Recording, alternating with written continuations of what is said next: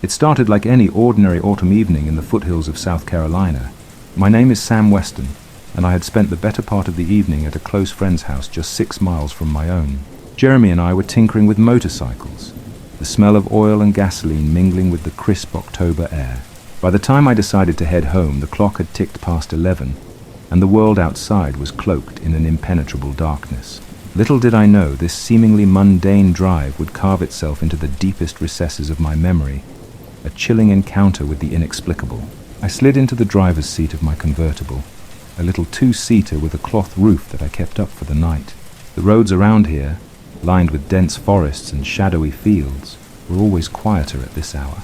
I opted to take the longer, more scenic route, a habit that gave me a chance to clear my mind.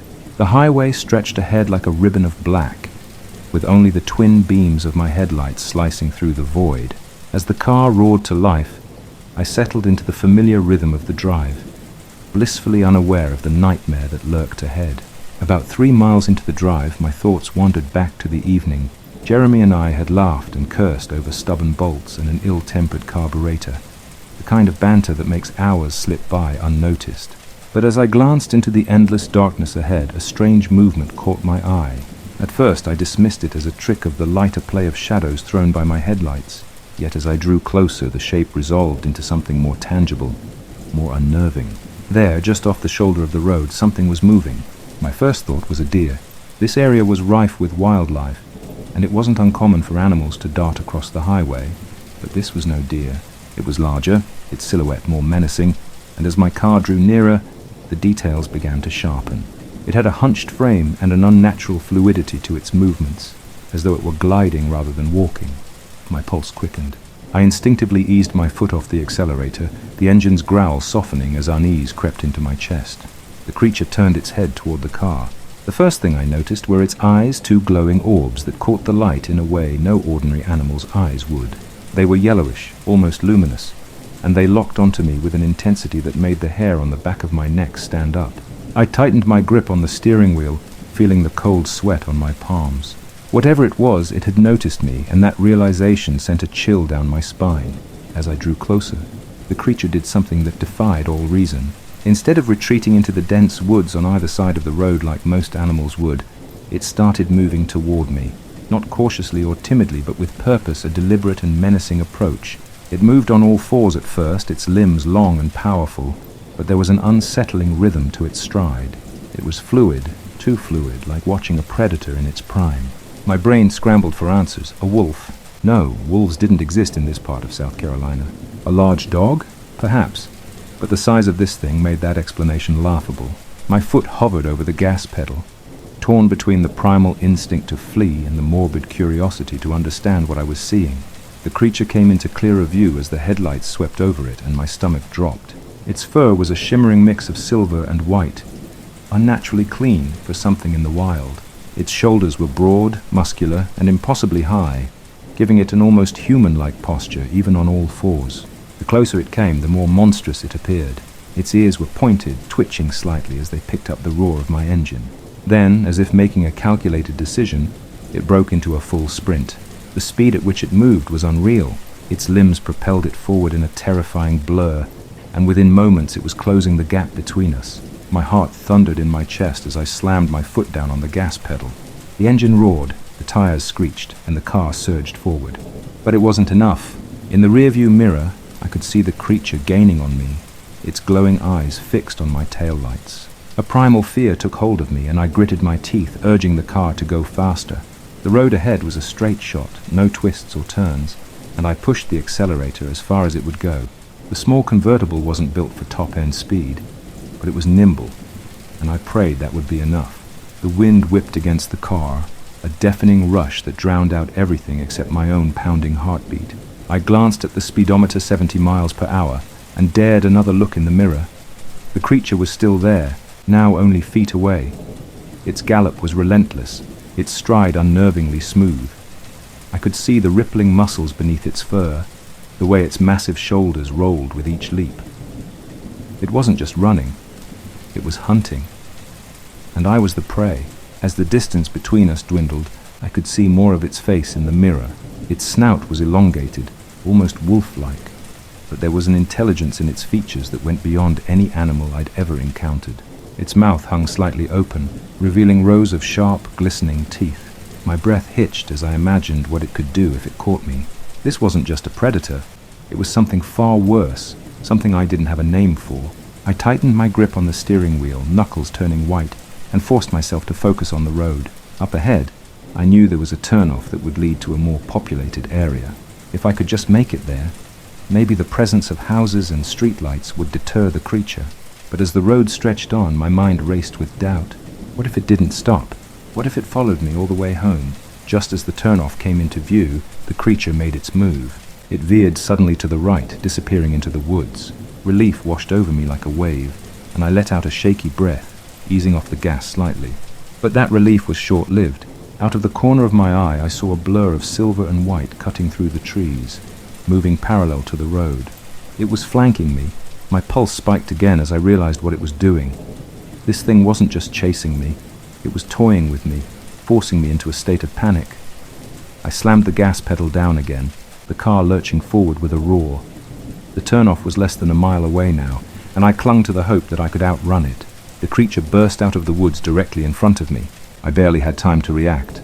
Swerving hard to the left, I narrowly avoided colliding with it, the tires squealing as the car veered into the oncoming lane. The creature was massive, easily taller than the hood of my car, and its body was a blur of motion as it lunged past me. For a split second, I locked eyes with it. Those glowing, unearthly eyes that seemed to pierce straight into my soul. The car fishtailed, but I managed to regain control, my heart hammering in my chest. Behind me, I could see the creature slowing, turning its head to watch as I sped away. Its movements were deliberate, almost calculated, as if it was letting me go this time. But there was no mistaking the predatory glint in its eyes. It had made its point. It had shown me who was in control. I didn't stop until I reached the driveway of my house, tires skidding to a halt on the gravel. My hands shook as I turned off the engine and sat there, staring into the darkness that surrounded my property. The silence was deafening, broken only by the faint rustle of leaves in the wind. Every shadow seemed to move, every sound a potential threat. For the first time in my life, the solitude of my home felt suffocating. I grabbed the handgun I kept in the glove compartment and stepped out of the car, scanning the tree line for any sign of movement. The night was still, almost unnaturally so, and I couldn't shake the feeling that I was being watched. With my heart in my throat, I hurried inside, locking the door behind me and double-checking every window. Even then, I couldn't shake the creature's image from my mind, the size of it, the speed, the intelligence in its eyes. Inside the house, the air felt heavy, oppressive. My mother-in-law, who had been staying with us, noticed the pale look on my face immediately. She asked me if everything was okay, her voice tinged with concern. I could barely answer her, my words coming out in a shaken mumble about a strange encounter on the road. Her eyes narrowed slightly, not in disbelief but in understanding. She had lived in the area much longer than I had, and her reaction wasn't one of dismissal. Instead, she simply nodded and said, "You're safe now. That's what matters. Safe." The word felt hollow. Every instinct in my body told me otherwise. I paced the living room, peering out the windows into the dark expanse of our property. The moonlight illuminated the treetops, casting long shadows that seemed to shift and sway in ways that made my stomach churn. My dog, a loyal companion who usually slept at the foot of my bed, was restless too. He growled softly, his ears perked up, and his eyes fixed on something unseen beyond the glass. I decided to sit down, hoping to steady my nerves, but my mind wouldn't stop replaying the events of the night. The creature's eyes, its relentless pursuit, the way it seemed to calculate my every move, it was too much to process. I kept the handgun close, my fingers brushing against the cold metal, a feeble attempt to reassure myself. But deep down, I knew that if the creature wanted to get into the house, the gun wouldn't stand a chance. Hours passed in a blur of anxiety. I moved from window to window, scanning the yard for any sign of movement. My mother-in-law eventually went to bed, leaving me alone with my thoughts and the dog, who refused to settle. Every creak of the house, every rustle of leaves outside sent a jolt of fear through me. I had never felt so vulnerable, so utterly exposed. When dawn finally broke, it brought a small measure of relief. The soft light of the sun chased away the shadows that had haunted me through the night, but the unease lingered. I stepped outside cautiously, the cool morning air biting against my skin. The yard was quiet, the kind of stillness that felt unnatural. I I scanned the ground near the driveway, half expecting to find claw marks or some other evidence of the creature's presence, but there was nothing. The only sign of the previous night's encounter was the lingering dread in my chest. I called a friend of mine who worked with the Department of Natural Resources, hoping he might have some insight. When I described what I had seen, his response was dismissive. "We don't have wolves here," he said, his tone matter of fact. He suggested it was probably a large dog, maybe a stray that had gotten loose. But the more I tried to explain the sheer size of the creature, the more skeptical he became. Frustrated, I decided to take matters into my own hands. I spent the next few hours researching online, looking for anything that might match what I had seen. It didn't take long for me to stumble upon stories of creatures known as Dogman. The descriptions were eerily similar, massive, wolf-like beings with intelligent eyes and a predatory demeanor. As I read through account after account, a chill ran down my spine. These weren't isolated incidents. People across the country had reported seeing these creatures, often in remote areas just like mine. Later that day, I called Brad, the friend I had visited the night before. I needed to tell someone who wouldn't immediately dismiss me as crazy. To my surprise, Brad didn't laugh or question my sanity. Instead, he listened quietly, his tone growing serious as I recounted the encounter in detail. When I finished, there was a long pause on the other end of the line.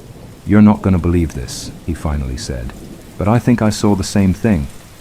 My heart skipped a beat as he explained. About a week before my encounter, Brad and his boss had been driving down the same stretch of road in a large truck when they saw a creature matching my description. He said it had emerged from the woods and crossed the road in front of them, moving with the same unnatural grace I had witnessed. They hadn't told anyone, brushing it off as a trick of the light or an overactive imagination, but hearing my story brought it all back for him, and the fear in his voice was unmistakable. Knowing that Brad had seen it too brought a strange sense of validation. I wasn't alone in this. Whatever this creature was, it was real, and it was out there. But the thought also brought a new wave of dread. If it was bold enough to approach vehicles on a main road, what else was it capable of? As the days turned into weeks, I found myself obsessing over the encounter. Every time I drove down that stretch of road, I couldn't help but scan the tree line, half hoping and half dreading that I might see the creature again. I even started keeping a journal, documenting every detail I could remember. The more I wrote, the more questions I had. Why had it chased me? Was it protecting something, or was I simply in the wrong place at the wrong time? And most haunting of all, would it come back? I also began to notice things around the property that I hadn't paid attention to before.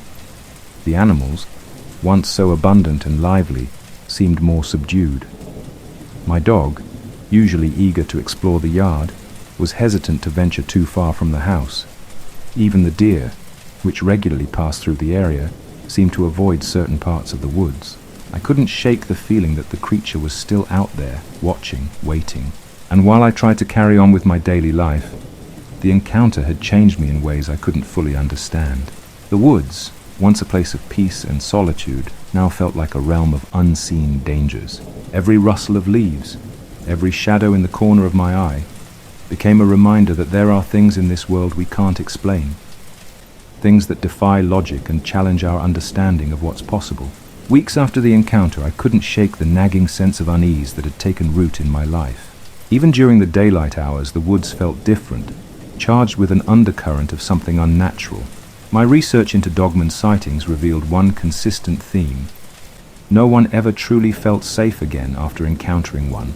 The memory of those glowing eyes, the sheer size and speed of the creature, had carved a permanent place in my mind. One evening, I decided to confront my fears head-on.